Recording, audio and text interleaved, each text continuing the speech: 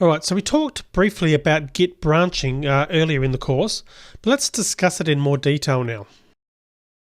Now, Git branching is one of the most powerful features of Git, and I think a real compelling reason to use Git in the first place. Now, branching is available in most version control systems, but in Git they really take it to the next level. So what distinguishes Git from the other version control systems is that Git branches are extremely lightweight, meaning they've got very little memory overhead or footprint. In other words, they don't take a lot of space, disk space. And in addition, they're very fast and efficient to make use of. Right, so let's just discuss what branches are now in a bit more detail. So think of a branch as simply a lightweight, movable pointer to a commit that you've made in your repository. So whenever you create a repository in Git, Git actually creates a branch called master for you. And you've probably seen that show up a few times in the videos so far. Now, the master branch really has no special significance other than the fact that it is made available for you by default automatically by Git when you create a new repository. Now, as developers, we're able to create new branches and update them anytime we like. Now, different branches can have different versions of our artifacts, or new artifacts for that matter, and you can also remove artifacts from a specific branch. Now, this allows us to have multiple versions of an application. Now, for example, we might be working on a new version of our application, so we can make a separate branch in Git for that new version while still maintaining the original branch for the original version of the app. So this would be useful if we're working on like a version 2 of a specific app and the version 1 is still out there, it's been released, and perhaps you're making a few changes to that, you're fixing bugs and so forth. You can keep that original version going whilst you're working on the the brand new version 2. So it's just a great way to separate things and still basically have two versions of a specific app. Now, another use for this might be to have a branch just for the released version of your app and another for development testing purposes. Now, traditionally, the master branch is treated as a production branch. Now, this means that the entire code base belonging to the master branch would be kept for production use and it's ready for deployment. So you wouldn't put any test code or development activities in that particular branch. That's just a way of doing things. You don't have to do it that way. It's just something that you've got a choice with when using Git. In that scenario though, if developers want to fix bugs or test new features, then they'll actually create a new branch and make changes there so as not to affect the main version of the app. So once the fixed bugs or features have been added and fully tested, then they can actually be merged back into the master branch. Now, this is one of the most powerful features of a branch. The fact is that you can work on it as a separate, virtually like a separate version of your app, but you can then merge that back in at a future point in time if you so decide. Now, branches enable developers to work on things without affecting the main version of an app. That's really it in a nutshell. And you're not restricted to using branches just for the reasons that I've mentioned here. You can use them for literally anything. Really, anytime you want to work on a new feature or release, you can create a branch and then optionally merge some or all of your changes back to another branch at a later time. The bottom line here is that branches give incredible flexibility to developers, allowing us to work on multiple versions of our projects at once or to maintain a released production version and test version of our apps. Alright, so let's now swing over to the shell and just see how to use branches from the command line. Alright, so let's open up a terminal. So open up a shell on your operating system. Alright, so we're going to have another look at our converted Git repository. So I'm going to go to my folder, my Git repos home folder, and we're going to go into the converted Git repo folder. Obviously we've seen that in previous videos, and note that it's actually showing master there, so that's showing us that we've got a branch here called master. So if there's actually a command that will list the local branches in our repository, and when I say local I mean non-remote, that is branches that have been created on this machine. Later I'm going to show you how to display both local and remote branches, but for now if we type in git branch, You can see that we've just got one branch at the moment, which was the default one created by Git when we created the repository. And obviously the name there is master. All right, so let's actually have a look at the commit history. So git space log -- one line. And we've got a total of 6 commits, as you can see there. All right, so let's go ahead and create a branch. So let's create this branch by typing git branch login feature branch. Let's just say that we've decided to work on a new feature for this app, and we want to make sure that any changes that we work on don't affect the main master branch. So we're creating a new one by git space branch space and space, and then whatever the branch name is that we want to work on. And you can see there was a short delay, and now that branch has been created.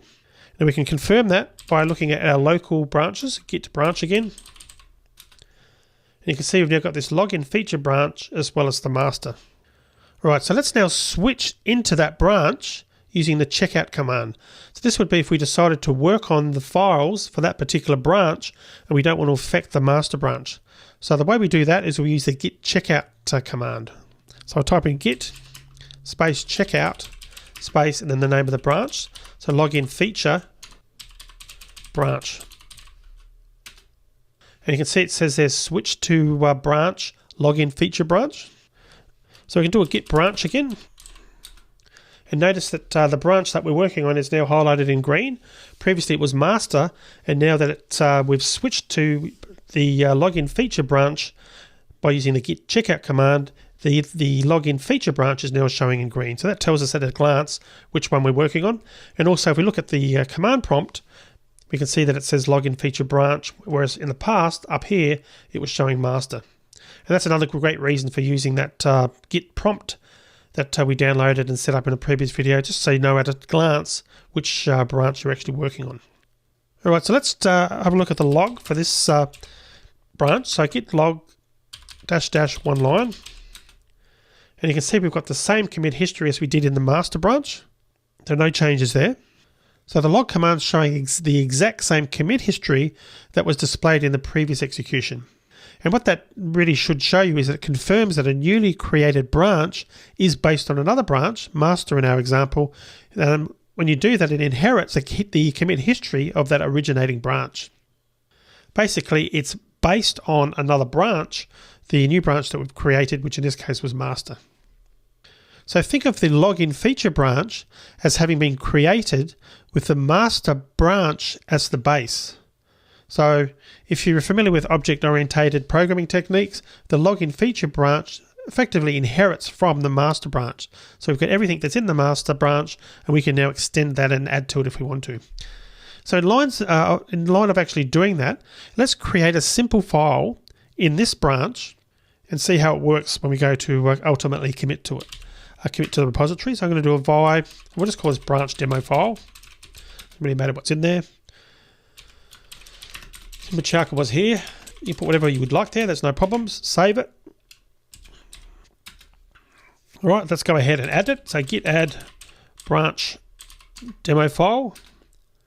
Let's also do a commit. So git commit -m, and we'll put first commit in the new feature branch. And you can see it's telling us on the screen login feature branch first commit. So it is giving us the branch name here, so we know that it has been committed to that login feature branch. And let's confirm that it's there. So git log -- one line, have a look at our commit history. And we can see right at the top there, first commit in the new feature branch. So it's clearly in there. So now that we've done that, let's switch back to our master branch. So firstly, having a look at the git branch command. So I'll clear the screen first. Git branch. So we're still in the login feature branch because that's highlighted in green. Let's check out the master one. So git space checkout master and git space branch again. We're back working on the master, as we can see there. And now if we go back and have a look at the commit history, so git space log -- one line again. Note how this time we can't see the changes that we've made to that other branch. And that's consistent because both branches are different and distinct to each other. Yes, we started off having basically a mirror image of the master branch when we created our login branch, but then we went ahead and added a file, in this case, to the login branch, and that's now different and distinct to the master branch. So they've both got their own versions of the files at this point, and we've confirmed that because there's no commit history in the master branch for the file that we added to the login feature branch. Now, the git log, we can actually use another command there, another parameter, which is the decorate parameter, and that displays the branch info as well. All right, so let's actually have a look at that. So it's going to be git login. Actually, just do an up arrow here, and at the end of the one line, I'll put space dash dash. Let's put decorate as well. Now you can see here we've got the head showing there. So the head is the branch top or the latest commit, which you can see at this point in time has this ID of 95FF556. And that's obviously the morning ritual, fifth step. So let's pretend or assume that we've completed development in the login feature branch, and we want to merge the code changes that we made in that branch back into our current branch, which is the master branch. So the command to do that is we type git space merge space login feature branch. So we can see what's happened there. We've got updating there. We've got the head, the 95FF556. That was the latest version, the latest commit from our master branch.